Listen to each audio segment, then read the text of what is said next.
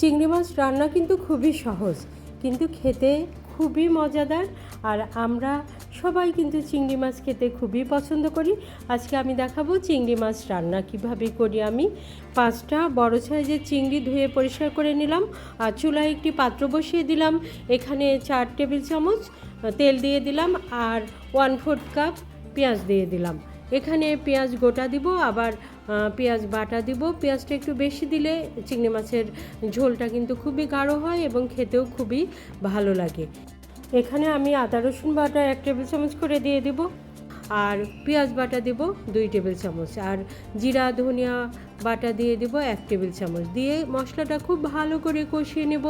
ওইখানে সব রান্নাতেই কিন্তু মশলা ভালো কষানো হলে সেই রান্নাটার টেস্ট কিন্তু খুবই ভালো হয়।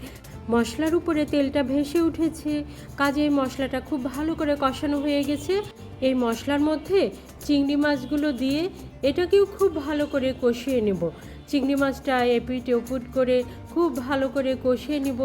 কষানো হয়ে গেলে এখানে আমি 1/2 কাপ পানি দিয়ে দেব। চিংড়ি মাছ কিন্তু খুব বেশি সময় সেদ্ধ করার প্রয়োজন হয় না, এই 10 মিনিট রান্না করলেই কিন্তু চিংড়ি মাছ রান্না হয়ে যায়। এখানে আমি ছোট ছোট কিছু টমেটো দিয়ে দিলাম আর কাঁচামরিচ দিয়ে দিলাম। রান্নার শেষের দিকে কাঁচামরিচের ফ্লেভারটা কিন্তু খুবই ভালো আসে। আর সবচেয়ে গুরুত্বপূর্ণ উপাদান হলো সরিষা বাটা। সরিষা বাটাটা দিয়ে দিলাম।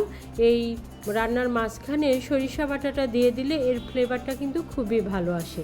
এখন ঢাকনাটা লাগিয়ে 10 মিনিটের জন্য রান্না করে নিলাম। আর যদি একটু ঝোলঝোল করতে চাই তাহলে কিন্তু আরেকটু পানি দিতে হবে। এখানে আরও 1/2 কাপ পানি দিয়ে দিলাম। এখানে আমি ঢাকনাটা লাগিয়ে 5 মিনিটের জন্য রান্না করে নেব। আমি যদি একটু ঝোলঝোল রাখতে চাই তাহলে কিন্তু এখানেই নামিয়ে নেব, আর যদি গা মাখা রাখতে চাই তাহলে ঝোলটা একটু কম দিলেই হবে। আমি কিছুটা গা মাখা কিছুটা ঝোল এভাবেই রাখবো, যেহেতু টমেটো দিয়েছি। টমেটোর সঙ্গে একটু ঝোলঝোল হলে কিন্তু ভালো লাগে। এই তো আমার রান্না হয়ে গেছে। এখন পরিবেশনের জন্য একটা প্লেটে উঠিয়ে নিলাম। চিংড়ি মাছ তো অনেকভাবেই রান্না করা যায়, আমার মতো এভাবে একবার রান্না করে দেখবেন। যদি ভালো লাগে লাইক কমেন্ট শেয়ার দিয়ে আমার সাথেই থাকবেন। আপনারা ভালো থাকুন, সুস্থ থাকুন এবং নিরাপদে থাকুন।